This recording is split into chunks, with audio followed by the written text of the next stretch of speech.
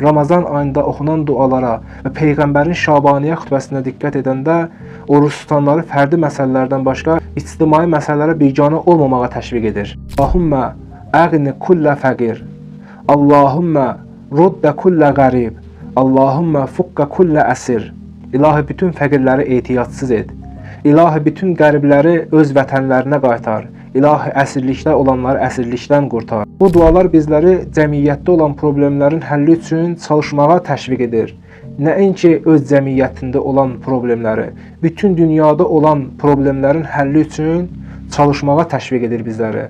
Və bunlara biganə olmaq olmaz. Bu dualar bizlərə çatdırır ki, onlar ki, insanları günahsız yerə öz vətənlərindən didərgin salırlar, onlara etiraz səsini çıxart.